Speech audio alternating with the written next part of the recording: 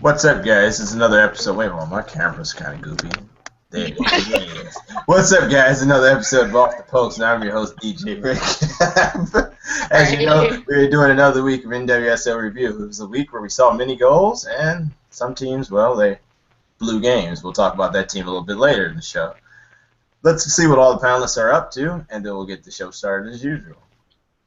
We're going to start with Courtney first. What have you been up to, Courtney?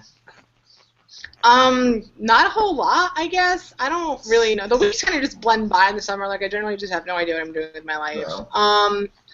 It's real gross out today. Not California gross, but it's, like, humid as F, and it's been kind of a gross, hot, nasty day. But, you know what? Nothing a little soccer with friends can't fix, so it's my cheesy moment of the stream. I'm about to say, nice way to tie us all into that right there. The little thumbs up. Jen, what have you been up to?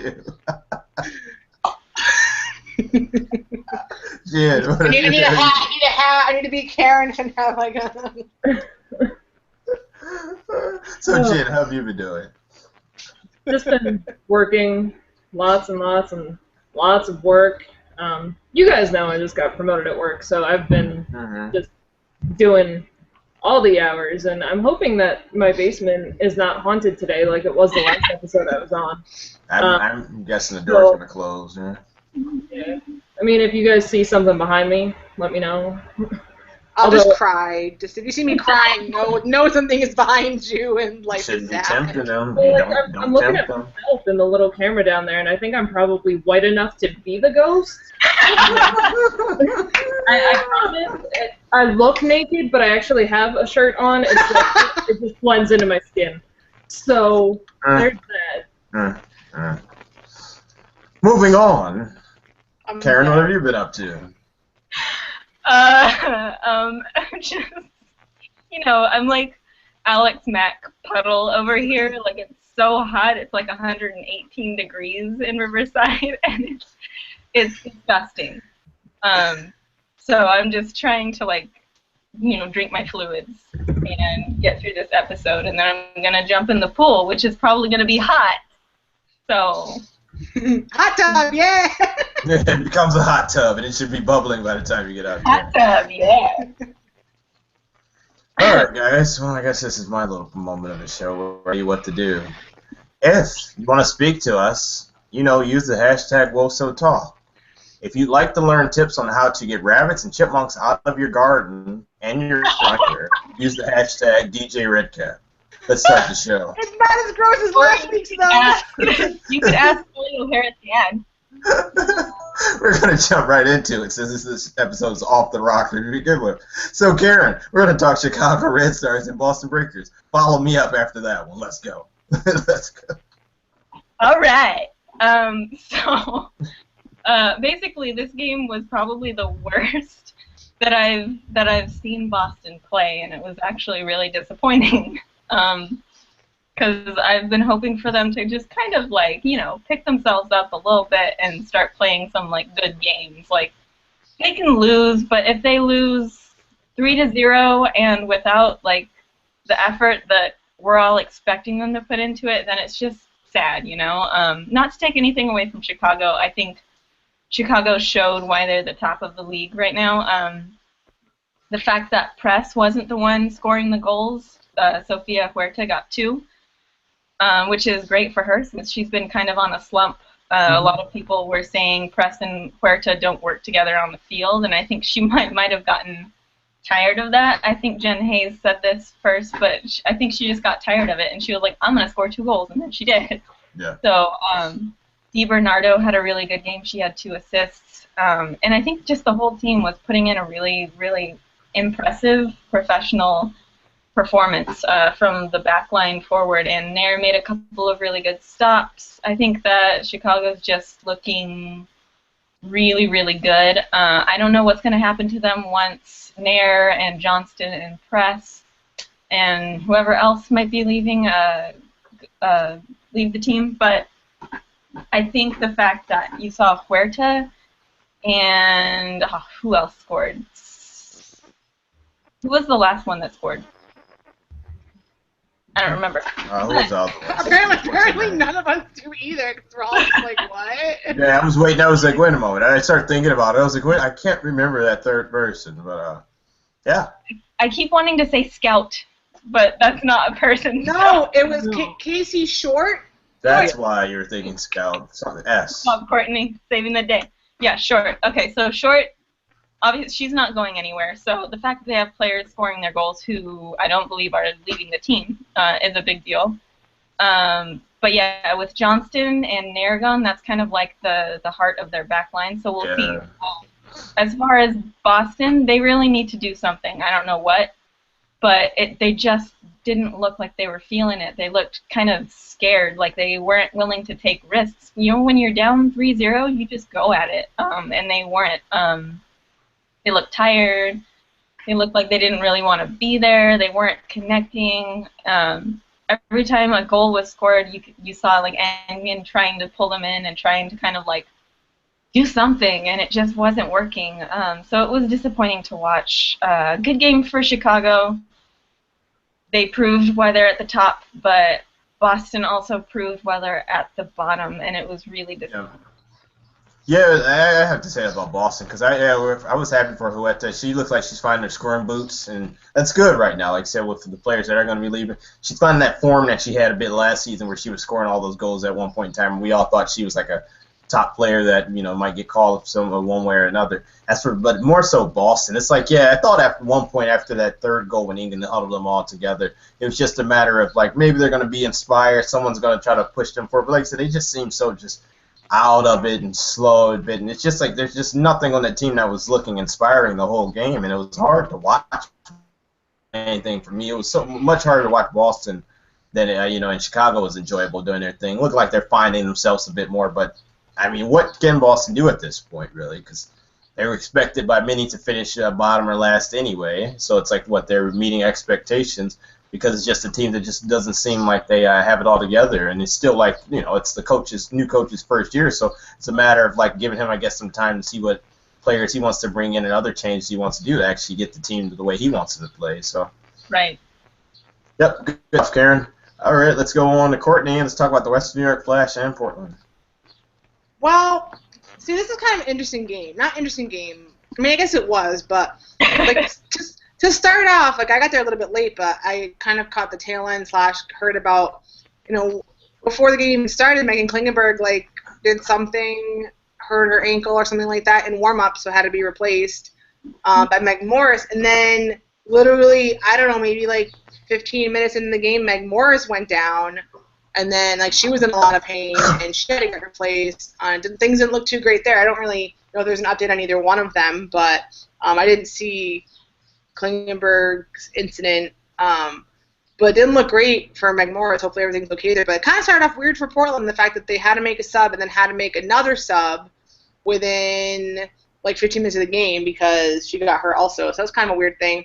The game itself, I guess this is one of those games where like I think I would have been really, really happy if the Flash won, and they didn't, but I'm not entirely upset about it because like it's not like they played horribly. There were some chances. US missed a couple chances. Del Kemper missed like a header that probably should have at least been on frame. But, Adriana French made a lot of great saves too. The Portland defense is just like incredible.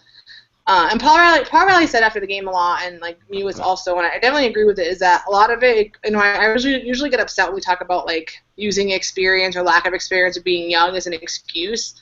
I don't really think that they use it as an excuse, but I mean, they made a valid point compared to the rosters and like the amount of experience and compared to the Flash in Portland. Like I think they did the best that they could in the game, considering. But like I said, it's they played well enough, and the first like probably 20 minutes or so not so great, but after that they really picked it up and put a good effort in. So it's hard for me to be upset that they lost. I mean, obviously I'm upset that they lost, but like it wasn't one of those losses where you're like, God, they're horrible. It's kind of like, well, I mean, it was a good game, and things just didn't happen, and it's Portland, and they're full of crazy talented players. So, and you look at Christine Sinclair, like it only took one kind of defensive lapse from the Flash to let her sneak right in there, and Eckerstrom came out, but like it's Sinclair. She had about 5 different options if she could have hit it to put it past Eckerstrom, and so that's kind of that. One thing I think was a little bit controversial was the penalty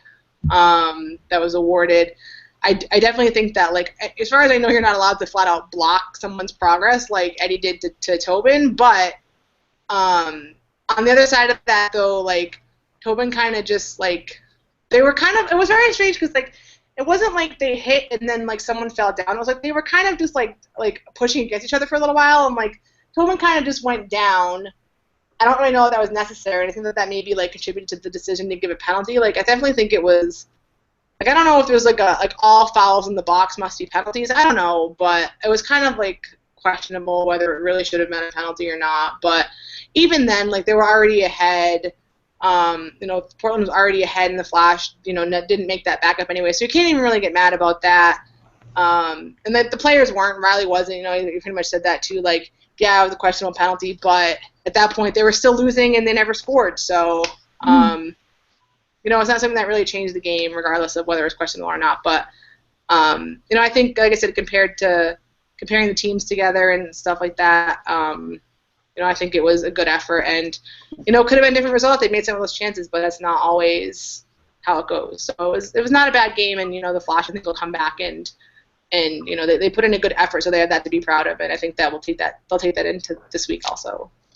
No, I mean, that's exactly how I felt when watching that game. I felt like the Flash they played a pretty good game for who they are and the talent they were going up against. It's just so much talent on Portland. And as you said, like, that Sinclair chance is a perfect example.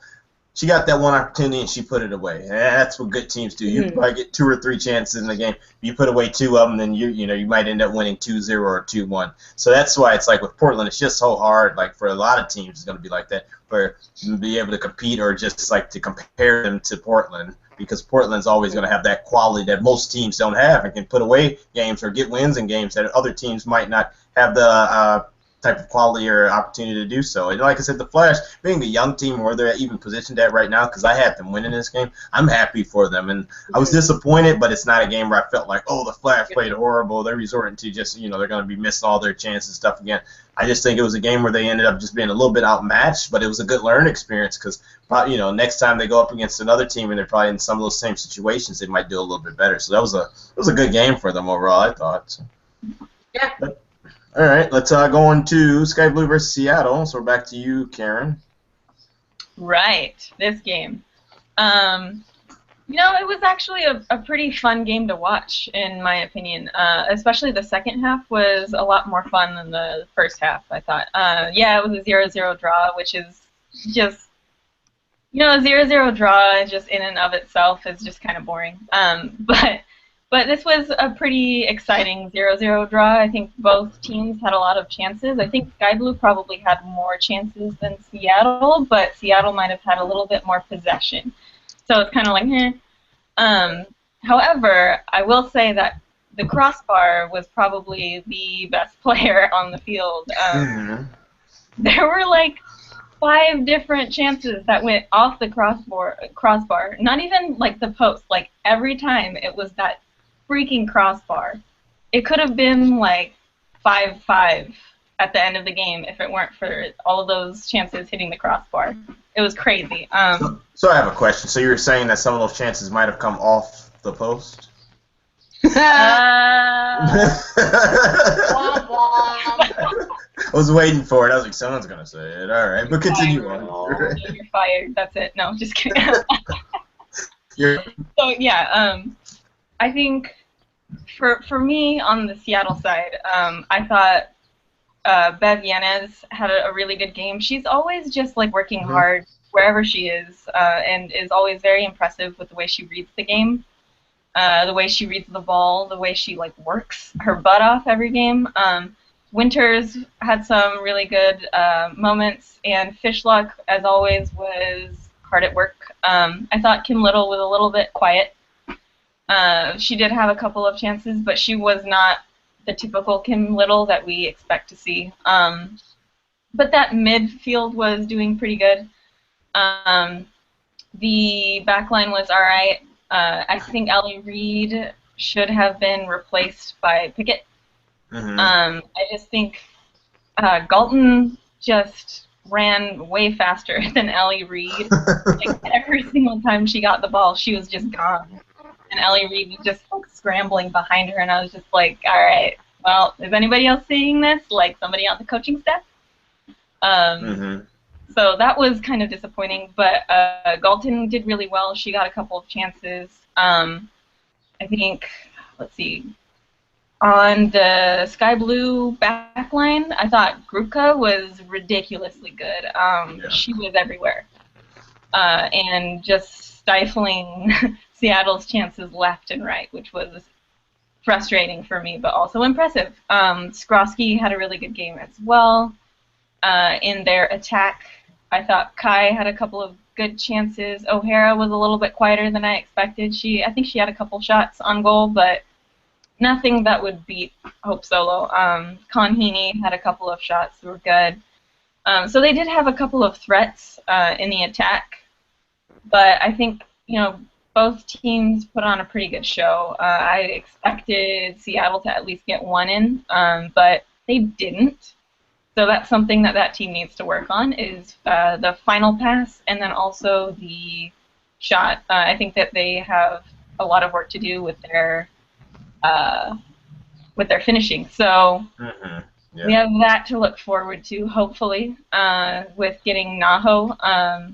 But yeah, for the most part, I think it was an exciting game. It could have been more exciting if one of the teams had scored a goal, but for a 0-0, it wasn't bad.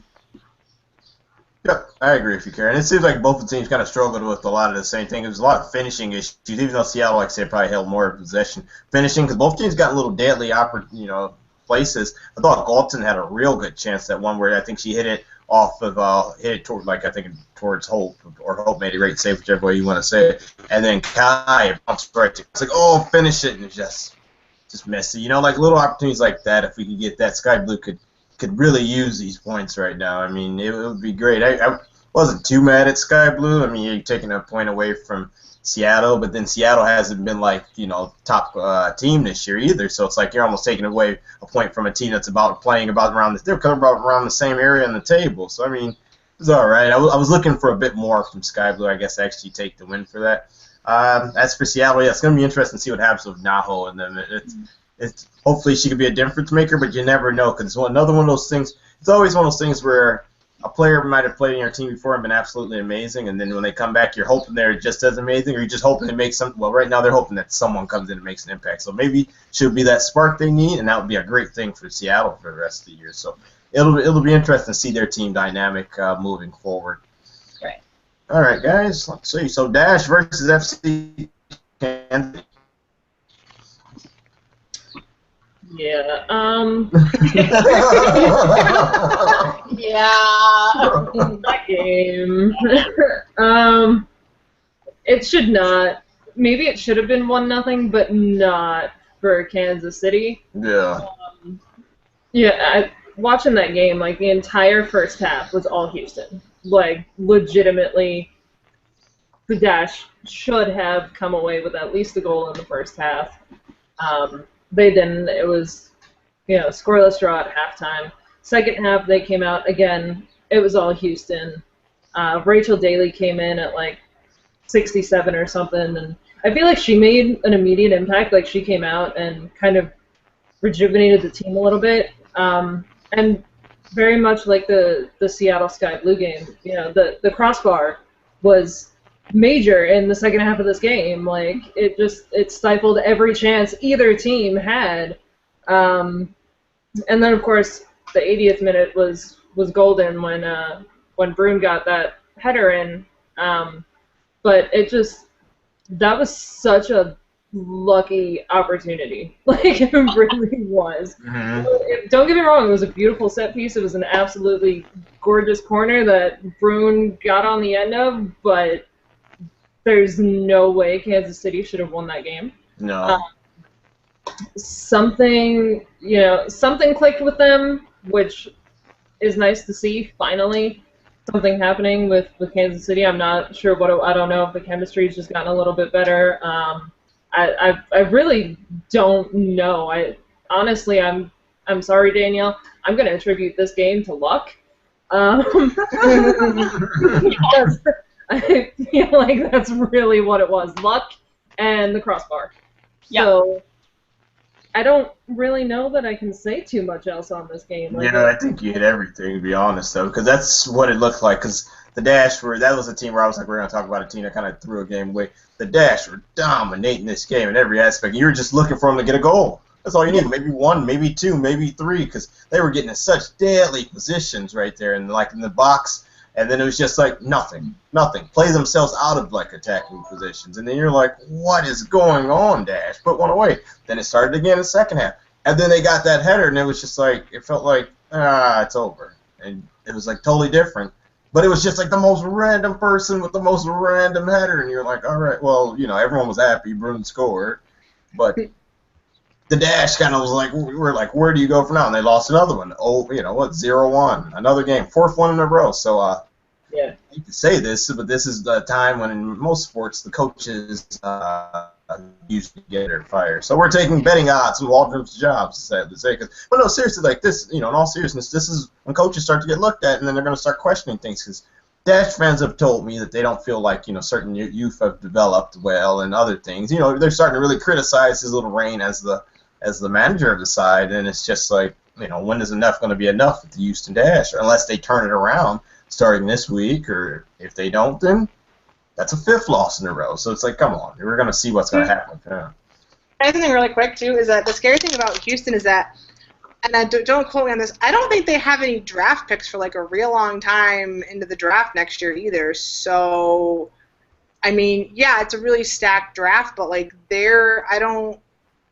correct me if I'm wrong, I don't think they do have any picks till at least second or third round, but if anyone out there in Off the Post world knows I'm wrong, tell me please. But so it's kind of like, what's going to happen? Because it's not like, oh, they're having a not great season, but they have, they could get better players next season. They don't really have that great of an it just kind of like makes you wonder, like watching this team, like they have a whole lot of development to do that we haven't really seen throughout the season, and they kind of need to be, though, because there's really not a lot of options for them after the fact, like for going into next year. But we'll see, I guess. Correct. I think Rachel Daly was in pretty good form in this game, though. She had a lot of really good, chances, and I think one of hers was one of the crossbar ones, or maybe it was off the post, but it was. She did actually play the way that I expected her to play throughout this season in that game, so that was I think a good thing for them. All right. So let's move on to our game of the week, Spirit versus Orlando. Some people, like Jen Carl, that Spirit fan, enjoyed this game. Other people, like Sanderson, did not. So let's talk about this game. Wow. And see what happens. Here we go. So I mean, to be fair, she wasn't there and may no longer be on the team. Never mind. Anyways, carry on. We're going to go Karen first, and then we're going to go with Jen Carl.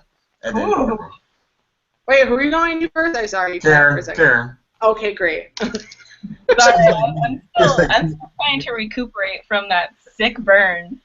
It hurt. It hurt a lot. Dang. I don't think it wasn't meant to be. It was just kind of like a FY. Never mind. I'm just gonna.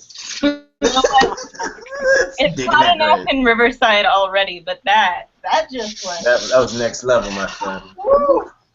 Anyways, so yeah, that game, I thought Orlando kind of showed that they are an expansion team in this game. I think that they're kind of losing that like luster that everybody was like up their ass about for the first game.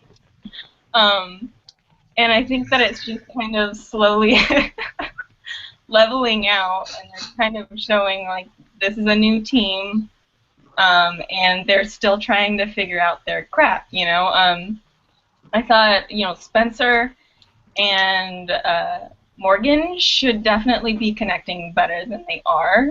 They're both super, super fast and ridiculously, like, their speed is just ridiculous. Watching Spencer on the field is like Roadrunner status. And they should be doing stuff with that, but they're not. Once again, I mean, Ashlyn Harris comes up big for the team. And if she hadn't, I think it would have been a lot worse than 2-0 because Spirit was in form. And it says a lot, I think, that Dunn wasn't the one scoring and Lohman wasn't the one scoring. So, I mean, if you have your Bonini and Ortega, if you have those players who are doing the scoring and you don't have, for whatever reason, if Lohman gets injured or Dunn is off for the Olympics, you at least have all of these other players who can be scoring goals for your team. So I think Washington Spirit are in a really good place. I think Labe, is that how you say her name? Labe. Labe. That's even better. I like that. Okay. So Labe, again, doing work between the posts. So she's huge for the team. And then when she's gone, they still have Weiss. So they're going to be in a good... Yep, I just said Weiss. Like, that's also not how you say her. Just butchering names. I've done it, so that's why I can't say anything. Go on. In Washington Spirit. Yeah, Labe and Weiss. Labe and Weiss. I apologize. But yeah, they're very good goalkeepers. So Spirit's good. They're good going forward. They're like, man, I'm never coming on that show, man. They say my name all types of jacked up. Karen can't even learn how to say our names before she goes on air. All right, Jen. I mean, you're no worse than half the commentators' case. So Oh God, Right, that's I know. so true. Anyway, yeah. Kay pretty much, I think, covered the game. Morgan and Spencer should have been connecting better. Morgan had a couple of chances, as she always does. But the Spirit were solid this week, which is always nice to see when they play at home. I think they were extra solid because there's a little bit of a storyline with Orlando. But that aside, putting the game aside for a minute, this was a really personal game for me. Not only as a Spirit fan, but I also grew up in Orlando. I knew one of the false victims who was killed. So for me, the moment was kind of seeing these two teams that do have such a storyline put that aside and come together before the game started for that moment of silence, but also at the 49th minute. I think the standing ovation said more than the moment of silence did. So it was really cool to see that. It was cool to see that kind of unity in the WOSO community, watching everybody kind of come together to remember the people that were lost. Anyway, back to the game. Let me stop being sappy now. Speaking as a Spirit fan, Bonini and Ortega are just phenomenal. I love Franny. I love how dynamic she is. I love the fact that you can just put her on the field and she, darts around like Karen said, like Roadrunner, as in the bird, not the internet connection, because their internet sucked back when I had it. This show's just gone off the rails. That's Now a they new know title, what new I do. title of the show. We're no longer off the post, off the rails. Make enemies any way we can type of show. Let's continue on. We'll continue on. And Bonini's the same way, she's like this little crazy speed demon out there. So I just love seeing how dynamic they are. I love the kind of combination play that they can accomplish. And yeah, Kay's right. It's huge that it's not Lohman scoring all the goals, as much as I love to see Lohman scoring all the goals, or Dunn scoring all the goals. We have so many different dynamic players on the Spirit that can come together and just get out there and make things happen. My favorite goal was probably Franny's, just because she shot it from like 20 yards out and it went sailing over Ash's head, and I just thought it was a really well executed goal. But yeah, it was a great game if you were a Spirit fan. If you were an Orlando fan, it was a great game to the extent that you did see a lot of unity behind Orlando, which under any other circumstance would not have happened. Absolutely not. If Orlando would have walked into the Spirit's house any other time, that unity would absolutely not have been there. So it was definitely cool to see that. So I think both teams, even though the result was in the favor of the Spirit, I think both teams were satisfied with at least some aspect of the game. Right. Sounds good. And Courtney, you have anything you want to add, or are you all set? Just real quickly, I think we kind of said this on the show last week that Orlando's not great on the road, and I know that they played well, even though they lost. They played well against the Flash, but I think Jen Hayes and I think a couple of us may have even said like they weren't expecting that to continue. Right. Moving on, and I think they showed that. Like, yes, Spencer's. I hate to say this because I love Jasmine Spencer, but she's super fast. But her first touch on the ball has been terrible this year. Mm-hmm. In general, but especially that game was not great, and just that they need to work on, and hopefully, we'll see how it goes. They have a bunch of home games coming up, so we'll see if they can pull it back together. But definitely Spirit were better on the night, and it was a good game to watch anyways, and that's, you guys already said everything else pretty much. Yep, sounds good. All right, guys, so we're going to do our player of the week, and then we'll do our you pick 'em as we always do, and then you can agree with us, or you can laugh at us for making all the wrong choices, as we always usually do, right? So I'll go first because I don't want any of you to spill my player of the week. Vanessa DiBernardo. Booyah. Courtney, who you got? I'm gonna go with Becky Sauerbrunn just because I think it was kind of a fluky goal we talked about, but like it was a goal and it was unexpected to come from her, and she was there to make it happen, and she's good defensive plays during the game also. So I'm gonna go with Sauerbrunn. All right, let's go with you, Jen. Yeah, I actually was. I knew I was going to pick a Sky Blue player, oddly enough, because their D-line was awesome.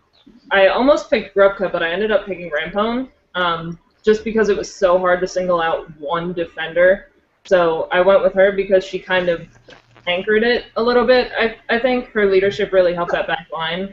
And so they ended up in that scoreless draw against Seattle. So neither one of them really got helped a whole lot, but neither one of them got hurt either. So. All right. Karen, who do you got, Karen? I'll go last. I picked Grupka because she was pissing me off royally while I was watching that. In a good way for her team, in a bad way for my team. I was just like, stop being so good. So I picked her. I picked Grupka. Sounds good. And I'm guessing the Sky Blue pronunciation guide is going to be thrown at you because I remember I pronounced some names wrong, and then I was told the right way to pronounce every name. So, Grupka. I didn't want to say it, but I was like, the Sky Blue fan, the Cloud9 people are going to just tear her up. Hispanic names, okay? Fair enough, California. Fair enough. That makes sense. I give you that. All right, and shout out to all our Hispanic viewers out there. All right, guys. So let's do our pick-ems since this show is just off the rails today. That heat's really just making people just a little bit. No, but for real, it's real bad. Yeah, the struggle is real in that. You're right about that. Yeah. All right, so let's pick who we're going to think is going to win these games. We're going to start with Portland Thorns FC versus Chicago Red Stars. That's a tough one, but I'm going to go with Portland. 1-0. I don't know. Ooh. Karen. It said, because it's in Chicago, I said 2-2, which is probably a high score, but there you go, 2-2. I think I'm going to change. It's a draw. I'm going for draw. Jen? Isn't it in Portland? It's in Portland. It's on Wednesday night at 10 p.m. or 7 p.m. your time. It's a late game for us East Coasters. It's in Portland? It's in Portland. I'm changing. I'm going back with Portland. I am too now. Can I do that? I'm going to say 2 going to Portland. Yeah, definitely. I didn't pay attention, obviously.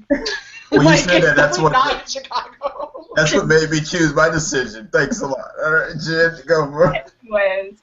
All right, so knowing that it's in Portland, I'm going to say 1-0 Portland. Yeah, I agree with that, though. I can't see Chicago going to Portland when Courtney. 2-1 Portland. Okay, sounds good. Perfect. Yeah, that threw me off. I was like, oh, it's in Chicago now? I was like, all right, then I'm going to change my Orlando versus the Houston Dash. No faith in Houston. Oh, God. Orlando, and this might be, like I said, we're going to start seeing probably like talks about the Waldron issue, or not even his issue, just him probably losing the job, to be honest with you. Who do you got, Courtney, Karen? Who? Because you said both of our names. Did I break up? Who you got, Karen? Oh, yeah. I didn't know what to say. I was like, Karen. Karen's the one. That's the one. Okay. Because this one is in Orlando, right? Yes. Yep. Yeah. Okay. Yeah, I knew that part. And because Orlando has a really shitty field, they're going to win. Because they're the only ones that know how to play on it. So they're going to win, I think, 1-0. Yeah, and I mean it's perfect time for like a team like the Dash to come in there for Orlando. So, Jen. Sorry. Yeah.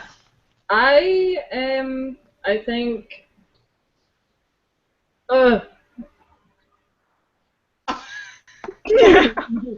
It's so hard. It's so painful right now because Orlando is playing at home and they have their crappy turf that no one else can play on. So I can't. I'm going Houston. 1-0. I like it. All right, Courtney. Oh, I'm gonna say it's gonna be a scoreless draw. Ooh. Because why not? I don't even know anymore. Yeah, I hear you on that. Western New York Flash versus Boston, easy pick for me. Flash. I'm so high on the Flash right now, and I'm so low on the Boston Breakers. Karen. I said 2-0 for the Flash. Easy. Yeah. Jen. I'm exactly where Kay's at. 2-0 Flash. And Courtney. 3-0 Flash. Yeah, it's going to be a bad one, I think, for Boston. I mean, it's going to be one of those games, too, where watch Boston somehow gets like a 1-0 win, which is going to piss all of us off. Don't do that. Don't do that, DJ. It's always that one game, though. We know it's that one jinx game, too. Good. Spirit versus Sky Blue. Sky Blue might be looking for a little revenge after what happened to them in their home opener. Karen, who do you got? I said Washington Spirit's going to win 1-0. Yep. Jen. 2-0 Washington. Courtney. Ditto, 2-0 Washington. Yeah, as much as I like Sky Blue, they're not going to win down there in Washington like that. Yeah, Washington's going to win this about like 2-0, maybe 2-1. Next game we got is FC Rain.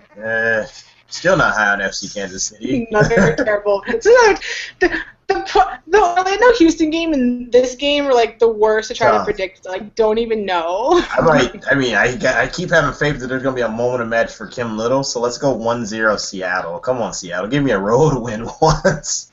Karen. Tell me about it. So I said the same thing because I am hoping that they figure out how to score goals and that Kansas City doesn't do a miracle random goal that comes out of nowhere. Sounds good. So, yeah, 1-0. I don't. Yeah, this is also a tough one. I feel like the Reigns should win it, but I feel like Kansas City's been getting lucky when they've won. And they're playing at home, so I think luck is probably going to be on their side a little bit. I'm actually going to do something I never do, and I'm going to call it a draw at 1. Yeah, it's a safe draw right there, though. That is a type of game called begging for a draw. Courtney? See, you went to Jen first all these times before me. Now it seems like I'm copying her, but I also had actually. There's proof. Jen Hayes is the proof now because I actually just hit enter in the on the post prediction. I just saw it. Before I say this, I did say 1-1 draw. Also. It's true.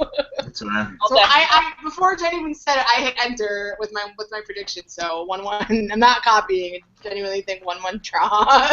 It's like as much as I want to call this a draw, but come on, Seattle, you got to get something on the road. Play with some, a little bit of like play inspired. Get one on the road, especially against a team that like this, like that finds their goals in the most random of ways. Sweet God. Seattle, hopefully. I don't know though. It's good. I think this is a good game to call for a draw. But all right, Orlando versus Portland, and it's in Orlando, right?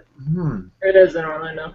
That's a tough one, actually. Oh, there's another game? I didn't even realize. I submitted my predictions and missed a game. My bad. Yeah, it's because it's a funny week. This game, let's go with. I still feel Portland's a dominant team, a little bit more dominant than Orlando. But watch Orlando like nick this one. I can't call this one a draw. I need a winner. Where is it? It's in Orlando. Orlando. Oh, right. So I'll go for Portland though. But it's like I see a 1-1 draw in this, but I don't want to pick a draw. So Portland. Karen. I said 2-0 for Portland, even though it's a really crappy field and Orlando typically gets a leg up there. Just Portland has just so many good people on that team. So 2-0. Jim? I'm actually going to go 2-1 Portland. Damn it!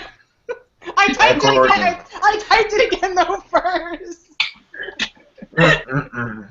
I'll back you up. It's true. She did. So we know it's all official, guys. They backed her. So who did you chose the same thing, Courtney? Yeah. Oh my God, that's hilarious. I typed it before she said it though, so. It's all good. That's all official. I have it on my phone. You're good. Look at it. It's like there it is. That's the one.